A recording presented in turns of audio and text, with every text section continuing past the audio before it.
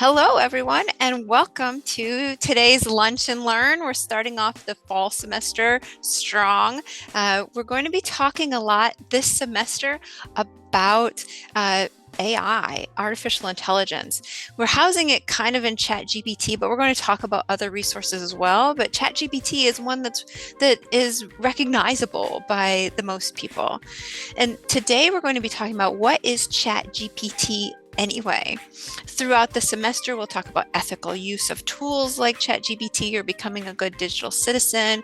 We'll also talk about some people have had that conversation about, well, will things like AI, artificial intelligence, replace education? We'll talk about that as well. And we'll talk about the use of artificial intelligence in creativity as well. So we'll go ahead and get into today's agenda.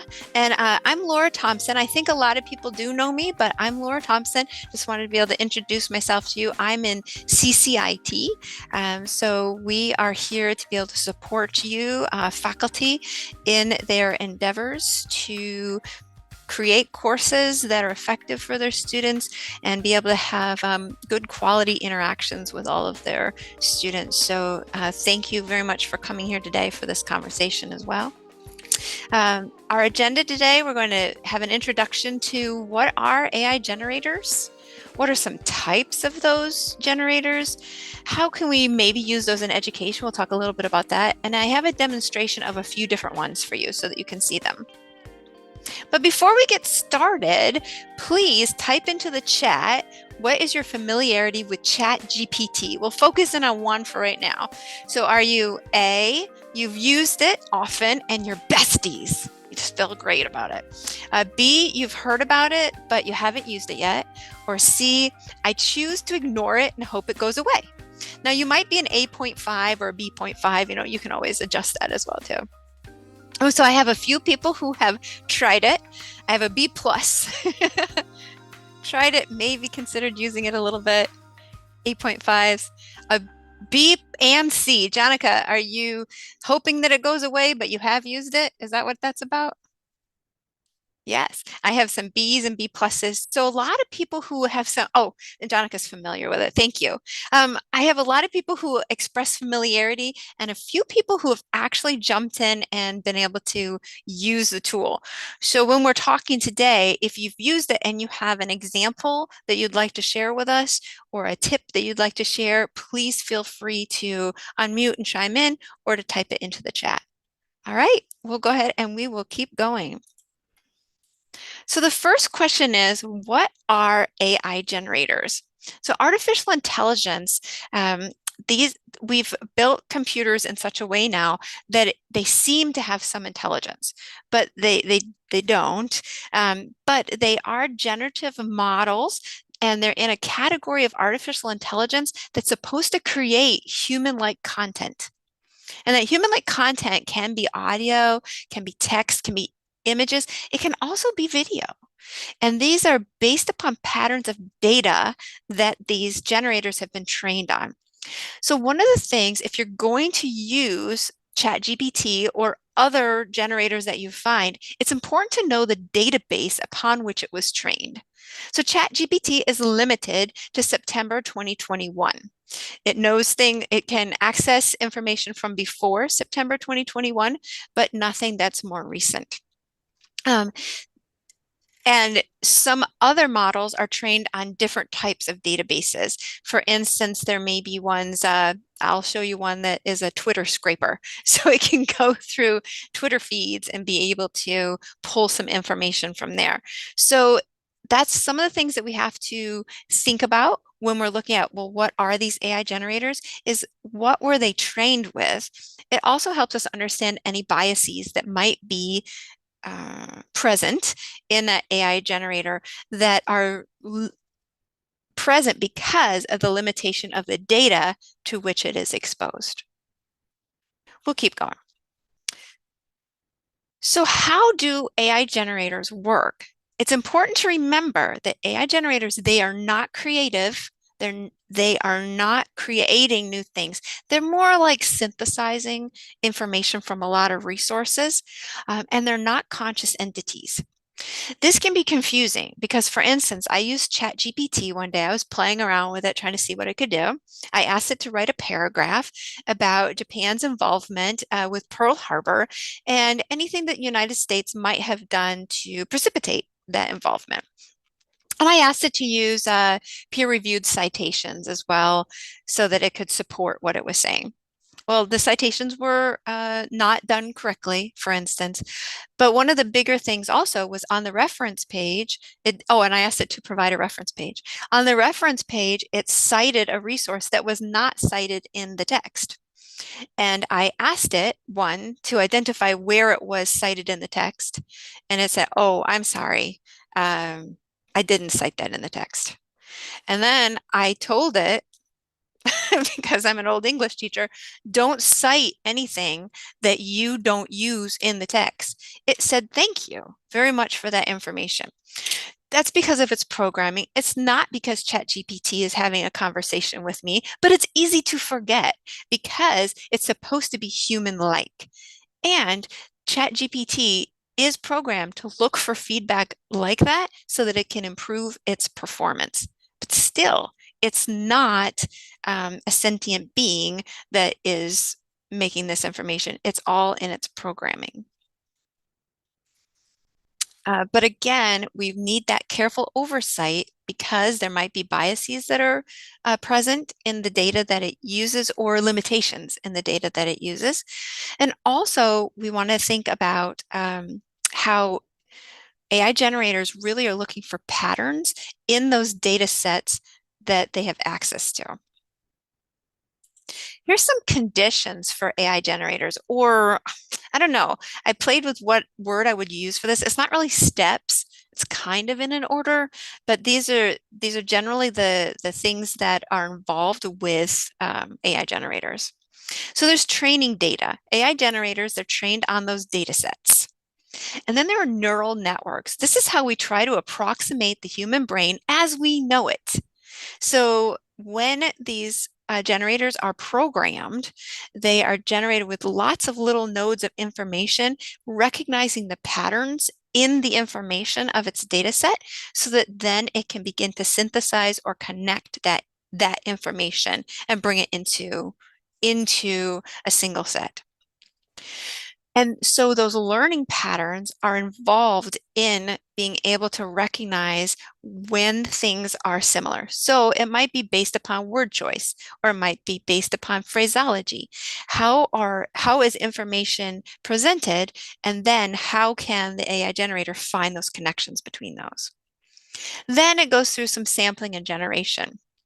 So it samples those learned patterns. For instance, ChatGPT, it can take a prompt, it generates an answer, right? DALL-E, DALL-E, can create images from textual descriptions, and it uses that to make visual elements. And I'll show you an example of that. There can be some fine tuning that is done where the data sets are fine tuned or there's some kind of information that's provided so that the model can improve. But then when we get to generation control, AI generators often control those mechanisms to influence the output. So for instance, you can ask the AI generator to write in a formal style, or you can ask it to create an image in the style of Matisse. So you can ask it to have conditions around it. There are some other things as well. For instance, ChatGPT is supposed to be programmed so that it doesn't present violent answers to a prompt.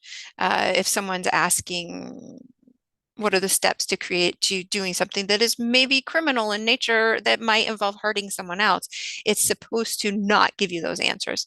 Now, of course, all of these things are not 100% accurate, but when you use ChatGPT, and I'll show you a little bit of that today, assuming that it's working for us, you might notice that there's a thumbs up or a thumbs down option. That's how you give feedback to the generator for that evaluation and refinement as well in the deployment. You give that information and the program, the generator uses it to recognize, oh, this was a good answer. Oh, this wasn't a great answer. And you can also type in feedback as well. And then finally, there are ethical considerations. The use of AI generators raises those ethical concerns, um, not only because of the biases that are present from those maybe those holes in the data sets, but also in the use of the generator and how I know we've thought of cases where students they merely have ChatGPT create the answer and then they copy and paste it into the Word doc. Those are some ethical considerations to consider.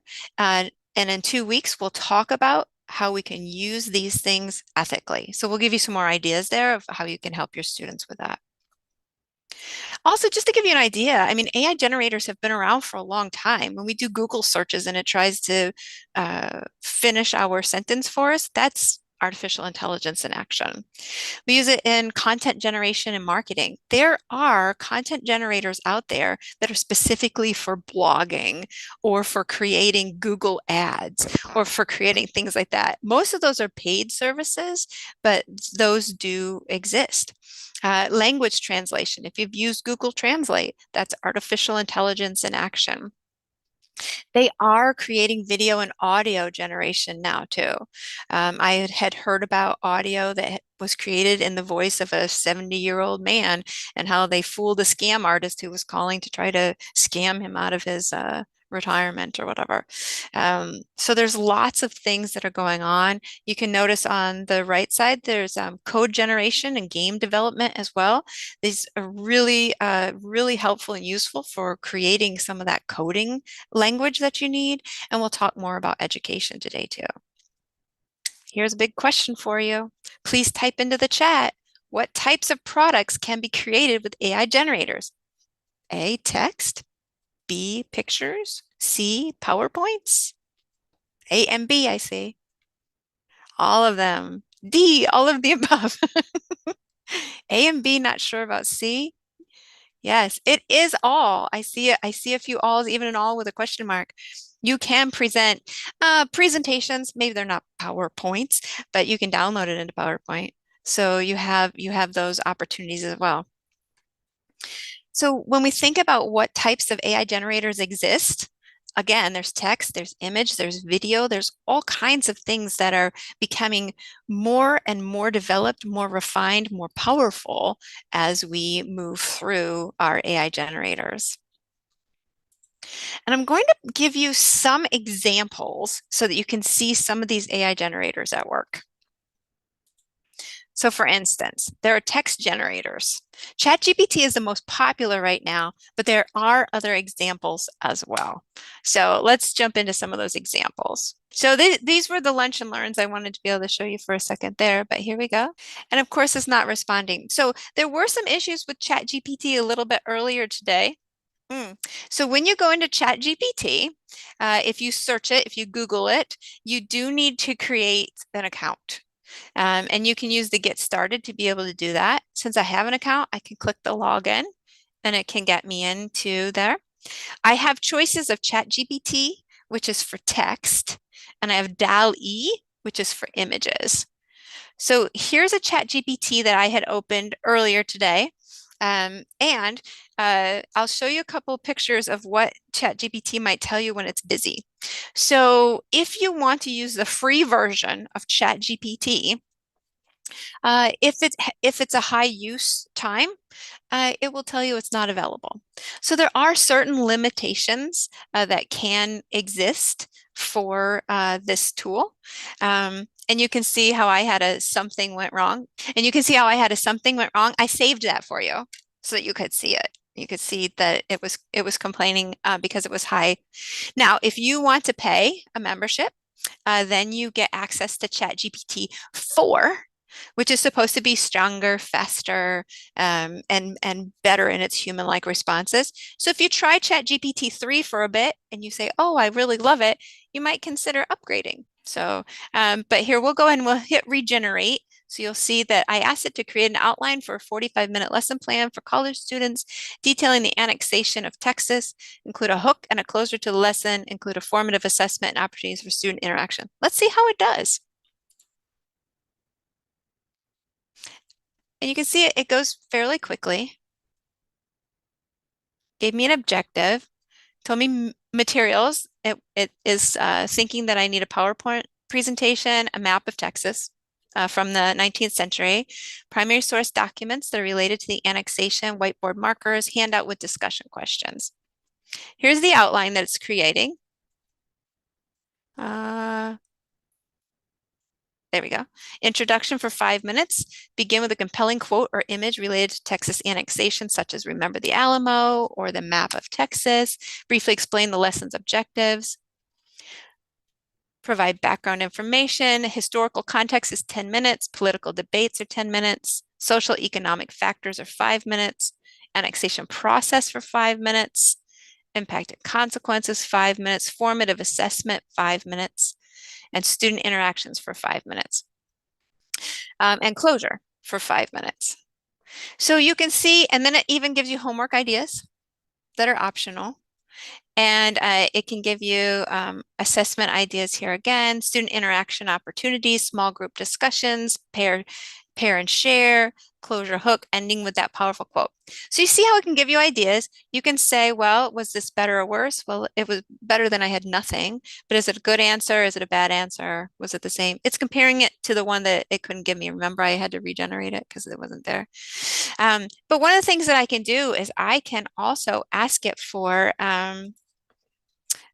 provide discussion questions about the annexation of Texas for use in four-person discussion groups of. One of the reasons I'm writing college students is I don't really want it to be geared towards fourth graders. So it might make a difference. You're the content expert in it though, so maybe. So it tells me, well, we could have political debates.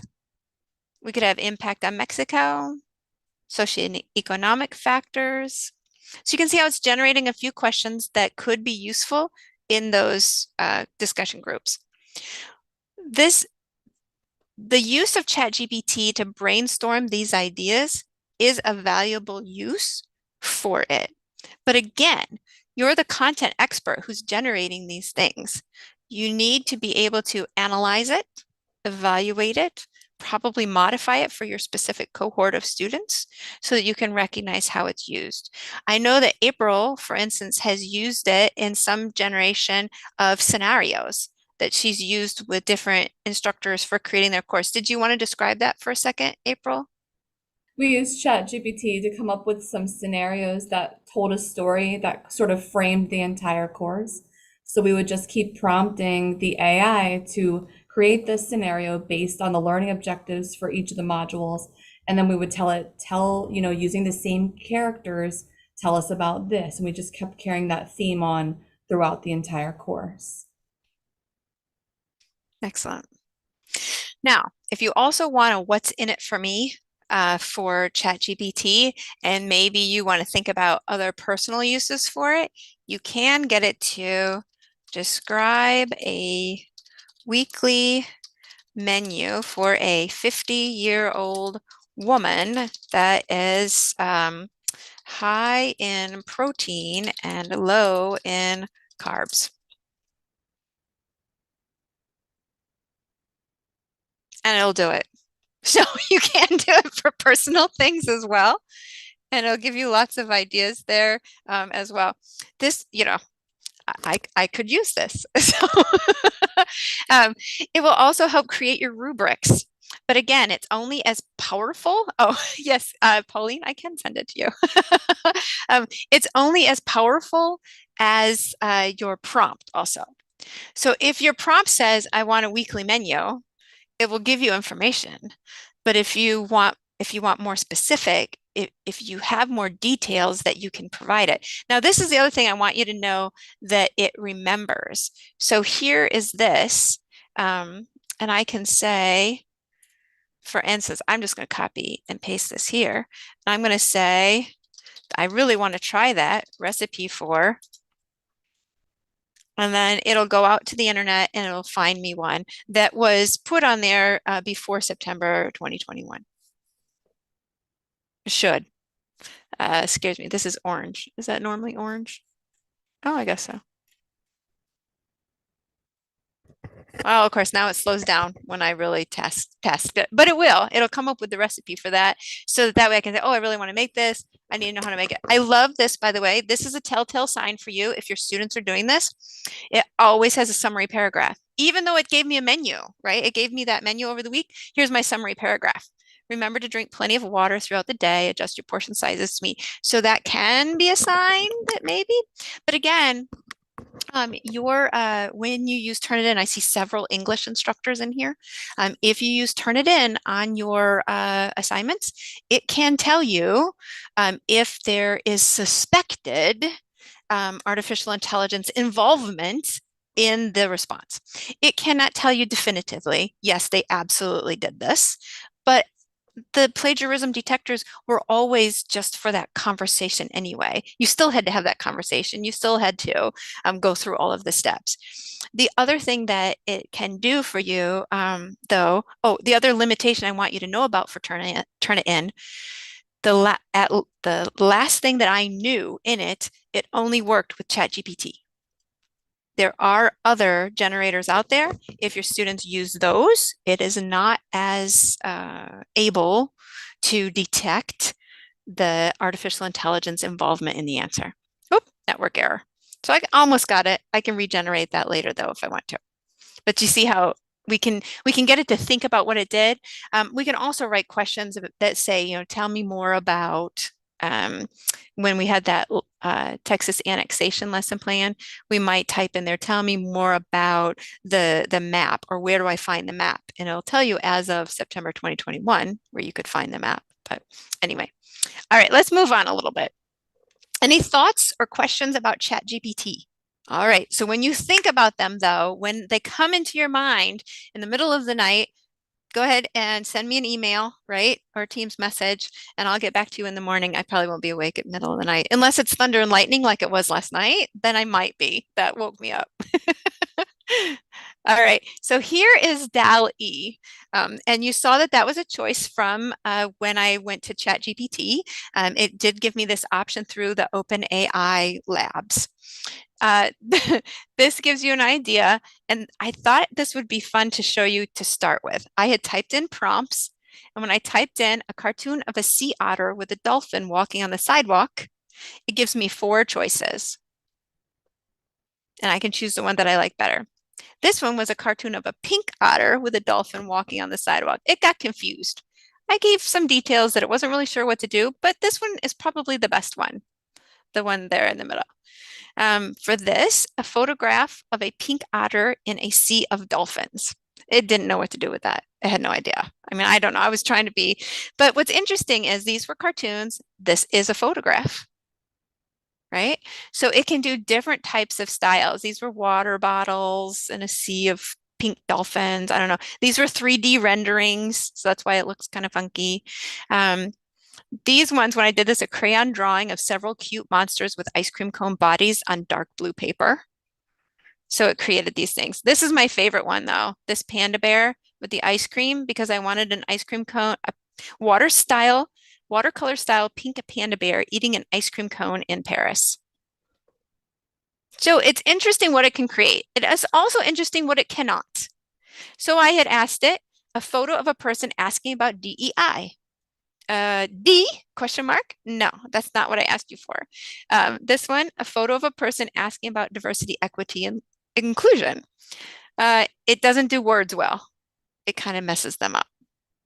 So, if you are someone who has visuals that your student's making and you are a visual arts person, if their words in their signs are all kinds of screwy, oh, they might have used artificial intelligence to create that picture. So they're just some little markers that might be useful. And I don't know why, but I thought it was fun to think about a student wearing a chicken costume at a rating desk. I don't know why I did that. But you can see how the faces are sometimes weird. It doesn't always do hands well. So it's working on some of those things. But okay, so that's DAL-E. Any questions about DAL-E? Those two are related to each other. Oh, I see a hand up. Yes, Denise. Hello, thank you. Hello. I do have a question. Have you heard any information if you were to use GP chat for creating animals for a book? Uh, you mean if you use this DALL-E and you created illustrations for a book? You'll see. Mhm. Um, you would want to make sure you double check the copyright, or you, I mean, there's APA citations for ChatGPT now. So you can decide mm, how you use that.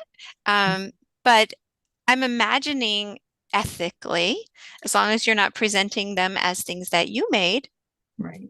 then and you are citing it appropriately, that you might be able to use the tool. Yes, sir. Do you Mhm. know how would you cite that? Would you have to say? Um, I have not personally cited it. I just know that it's Okay. available. Any of my English teachers know out there? Have you looked at that APA, the newest APA citations for ChatGPT? Yes, APA does have a way to cite ChatGPT. So if you go to the APA 7th edition blog, it will show you how to do that. If it's short things, you can just cite it and list the reference. But if it's a longer passage, then they tell you that it has to be added as an appendix because no one would be able to access it. It's kind of like a personal communication in that way. Mm-hmm. I don't remember the specifics. Yeah. Actually, But it makes sense Me also too. because if you cite from an author and you cite too much as well, then that's another issue. You're not using enough of your own words anymore either. And April did put a link to the API style blog in Yes, I there as see that. well. Thank you. And then this is the one I'm going to talk to you about now is copy AI. You do have a limitation of how many words you can use. And I found out I'm quite verbose and I already surpassed my limitation. But you can see, for instance, some of my projects. One of the things that they like to talk about, you'll notice in these things real-time search.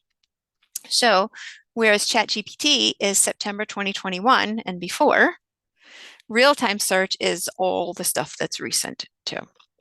Um, you can, for instance, I had some projects, I was just playing with this because I was researching for this presentation. And again, I guess I played, see, I have no words remaining because I am so verbose. But I do have my little projects left here. A research report, if it'll let me look at it. Oh, and I was looking at how does this side work? Here we go. So I asked it to write a motivational message with self-actualization, grit, perseverance, and relationships in a friendly tone. And then when I created the content, it gave me lots of choices there. And if I want to save them, I need to copy them at that time. It gives me about 10,000 words, but look how surprising, how I guess it's not surprising that it would do this. Now, I will tell you, Copy AI also has things like story creation, social blog creation. It has in the writing tools, you can have freestyle. Here's your fun. You can do a short story. I found it really lacking in the stories. So for instance, I thought, oh, could this be an alternative for scenario development? No, it did not understand very well at all. You could play with it, very simple ones, but if you put a plot twist in there, suddenly someone is on fire or something. I mean, it was just weird. It was just weird things. So, but this might be something to use if you only need a couple of things to try and to see these different templates, how they might, I mean, I don't know, maybe you want a dating profile. I don't know. Yeah, who knows? Or maybe you need to write your wedding vows. They have, those are two different layers at the, continuum. All right. Any thoughts on copy.ai? It is 10,000 words for free. So, okay. All right. We'll move on to flawlessly AI. Now, my biggest argument about this one as well, I mean, I have Grammarly, so I don't know if I need this one or not. But I did think that this one was still worth a mention because I can type in, and you can use it for free, and I can type in here something that the man on the corner um, were watching the dogs. And then I say correct it. And it says the man on the corner was watching the dog. So it might be helpful for some of your language students. It might be helpful for some of that. I had typed in here also, what are AI generators? Anyway, and really what I expected it to do was decide where a comma went or a quotation mark, something like that. It actually, oh, what exactly are AI generators? And then when I asked it, what is Chat GPT? Anyway, when I was practicing, it gave me an answer. So it does grammar, but it also can answer some questions that you put in there. So it may be useful. And I think if nothing else, even if we don't end up using all these tools, and I can copy it, even if we don't end up using all these tools, at least we know what tools are out there that our students might be using. So it's good to get that idea. This one is Gamma. Now this is the PowerPoint one, the presentation presenter. I'll type that in here for you. Drop that little link in there. And I used this one for the August presentation that I did about AI to kind of begin the presentation. I'll show you home, but you will notice I have 270 credits left. So there is a limit, but it might be useful. And you can see you can do a presentation, a document. There are different things that you can create in here. This was the one that I created that for that August presentation. And it looks good to start with. But as I looked through it, I found things that I didn't particularly like. I wanted to change, which is what you should do, really. You can use it to generate kind of that outline, and then you need to make it fit with your cohort, or make it fit with your audience, or make it fit with your style of what you're trying to do. But you can see I asked benefits of ChatGPT for education. It gave me ideas. I can also ask it, I can say, oh, I want different ideas. So let me see if I can find a good place for it. So, okay, so risks of cheating. This picture, maybe I don't like this picture because see how the words are so small anyway? I can't really do much with that. I can edit that image though to be able to change the image that I use there. It gives me some suggestions. There we go. We can use this. A possible consequence for cheating with AI is that you're going to feel like you're drowning. I don't know. And your teacher is going to save you because they're going to teach you how not to do that. Now, maybe those are things about that. Oh, it's a person being caught. That's why. I don't know. But you can ask it too to give you other examples. Like if you said, reword this, if I can use AI, I can add a card. And actually, I'm doing something a little different, adding something in the middle here. Then my design partner, I can ask them to give a more exciting way to say this.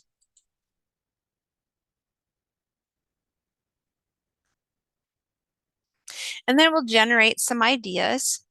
Discover the high stakes of cheating, risking academic reputation, and facing legal ramifications, probably.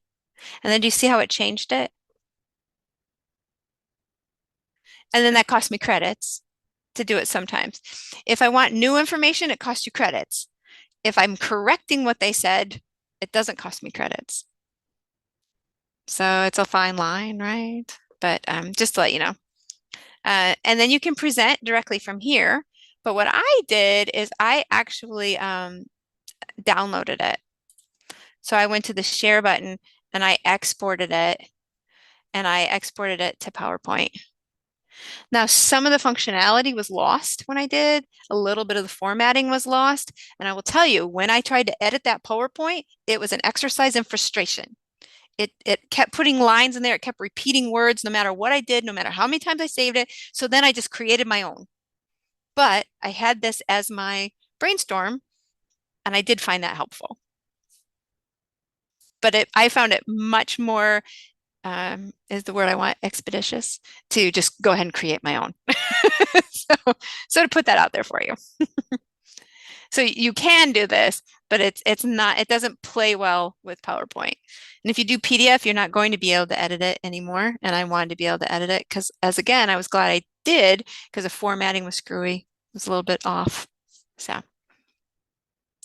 are there questions about gamma? I mean, this can be really powerful. I mean, if you're doing a presentation for a conference, this might be such a great place to start because those credits, or maybe if you're doing it in your class, it might be a great way to start with it.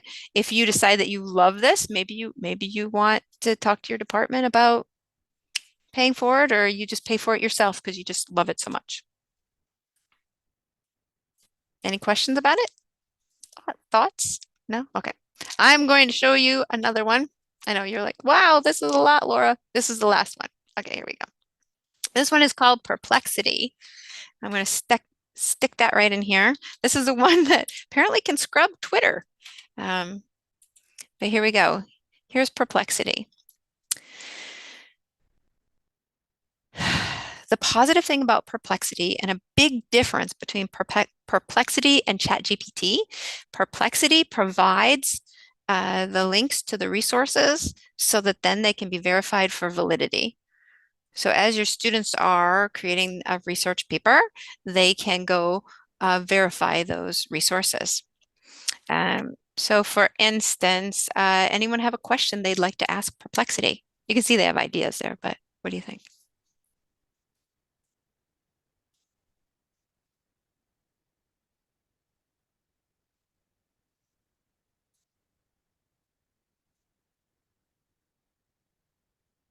Are we all stumped? Or are we typing and I just don't see somebody typing? Okay, we're stumped.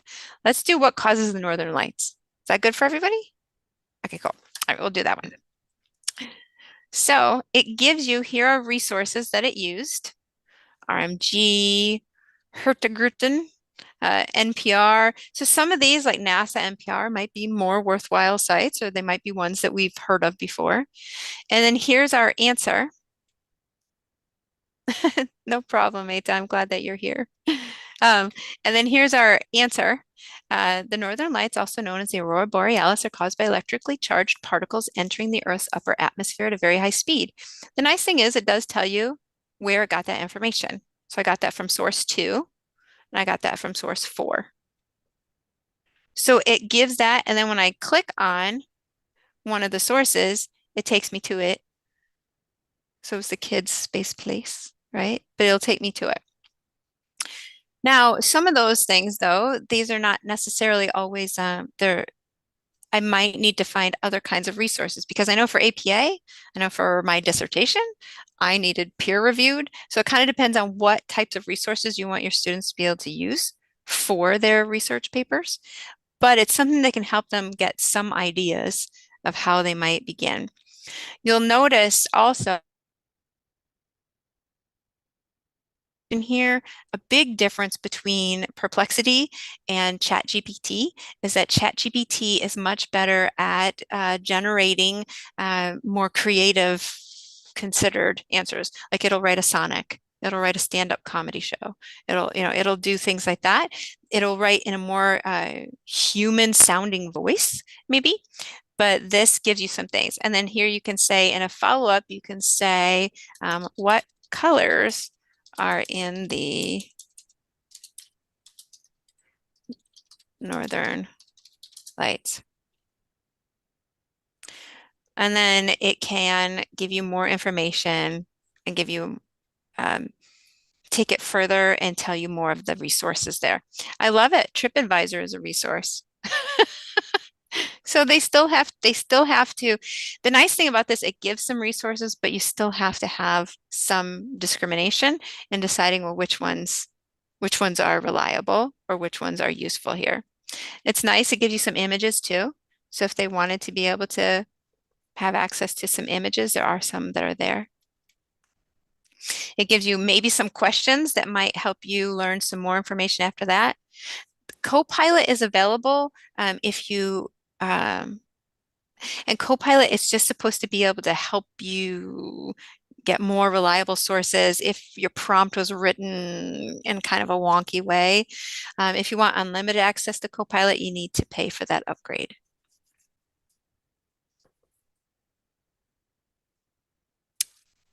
Any questions about Perplexity? I had heard it touted in a webinar about this great thing for research, and then I'm seeing some of the resources. I'm going, it's okay. But I could see it definitely as a starting point, which is what these things are supposed to be. The generators are supposed to be starting points. They're not supposed to be the full answer. And I think that's a great lesson too. Yeah. What a fast, I mean, because we would sit around and look up different, topics and find different sources, some good, for our lessons on evaluating sources. But this brings it right up for you. Oh, that's a great Let's point, evaluate Jill. these sources. Oh, these aren't so great. Why wouldn't they be? Or, it would be fast and Oh, that's a visual and interesting. great point. Great point. Fabulous. All right. Any thoughts on perplexity? No? All good? All right, let's see if we can get back to our presentation. See if you see the presenter view when I do it. Come on, present. Ah, yay, there we go. All right. So when we're looking at these, and I will show you this, by the way, this is what happened to me earlier when ChatGPT did not work. Just to let you know. It's kind of interesting and has a sense of humor. It said ChatGPT is at capacity right now. That means a whole lot of people were using it. So I had a link that it would send me an email when it was back online, if I so chose to do. And then it said, for instance, if you wrote in the prompt, write a sonnet about the status of ChatGPT, it wrote a sonnet. Amidst the rush of curious minds, the chatbot ChatGPT stands strong and true. Blah, blah, blah, blah. Then I hit refresh a little while later. I wanted to see, is it back up? It was not. It was at capacity right now, but it wrote a stand-up comedy routine. So I was trying to use this new AI chatbot website called ChatGPT, and I got an error message that said a lot of people are checking out ChatGPT right now. Please check back soon. Now I'm pausing for laughter because it says I'm supposed to, so you're supposed to be giggling. All right. I mean, seriously, the website is so popular, it can't handle all the traffic, and my only option is to check back soon. It's like they're saying, sorry, we're too popular. Try again later. And then you're all supposed to laugh. But seriously, then it talks about at the end, I guess I'll just have to stick to talking to my cat for right now. At least he doesn't have a waiting list. So I thought that was cute. So I added those.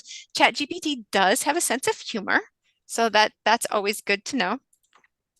And this is what the screen looks like when you first sign in.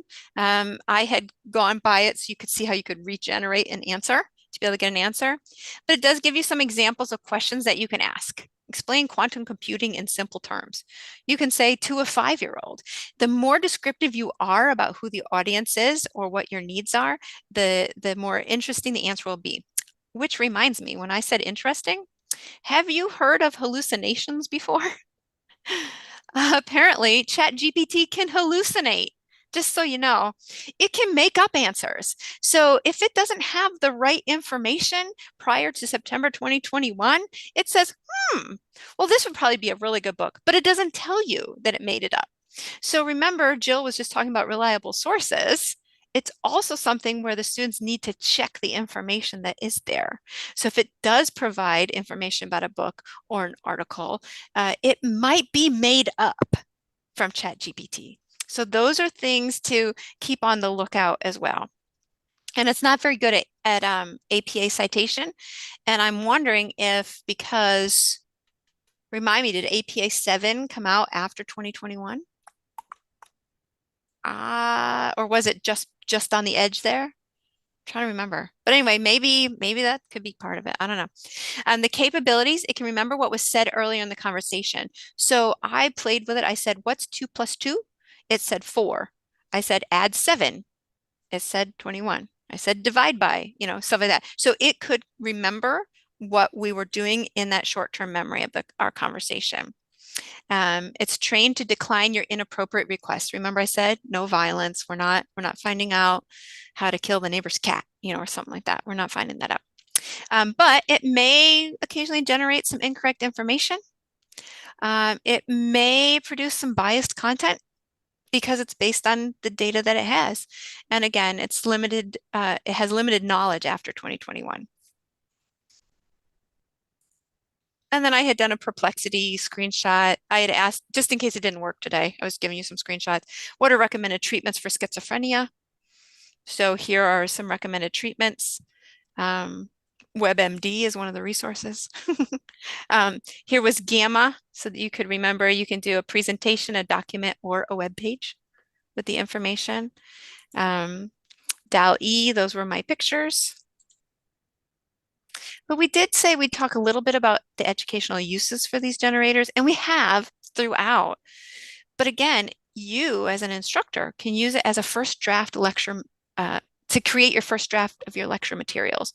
And I say first draft because, again, you know that cohort of students. Maybe you have to pepper in a couple of extra questions that are more specific to the students you have with the background that they're bringing to your class. But this is a great way to kind of get that outline going, or to get maybe a new idea. You want to refresh something that you've taught for 10 years. So you want to, you know, or 5 semesters, and you want to refresh it with maybe some new ideas. You can pull pieces out of what ChatGPT creates for you. You can use it to make test questions. We saw those discussion questions. It can do multiple choice questions as well. Scenarios, as we talked with April, PowerPoint outlines, it's great at that. You can ask it, okay, what should I put in my PowerPoint? I did that for this presentation today. So what should I put in here? And then I spiced it up with what I wanted to add to it or take out. And you can use it to make, if you want to create a video, it'll write a video script for you. It'll say opening scene, seeing a classroom of individuals, you know, things like that. It's really interesting the types of things that it can create. Do you have thoughts or questions that we should capture in this conversation? Remember, we're going to have a few episodes of conversations about AI generators or about ChatGPT, about AI in general. Are there things that I should keep in mind for future presentations to address? And you can type them in the chat, or you can unmute. Thanks, Christina. 7 was pre-COVID. My dissertation was grandfathered. I got to keep 6. That's why I was confused, because I had already started it. So I was lucky. Rhonda, I saw you say, is this one for free? Which one was it? Perplexity? Yeah, Perplexity is free forever. If you pay a little bit more, then you get access to that Copilot. But I did do a comparison of the two. I looked it up, and it was actually, what was it?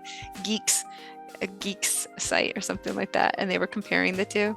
And that is one thing, that they both have, what do they call them? Freemium services. Okay. No thoughts or questions that you want to know more about? Oh, there.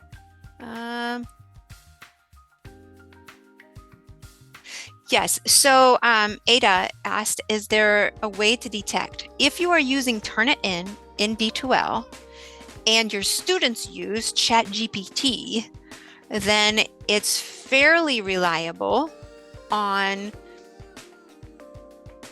determining if a likelihood of artificial intelligence was used to create that body of writing that they turned in. It's not foolproof.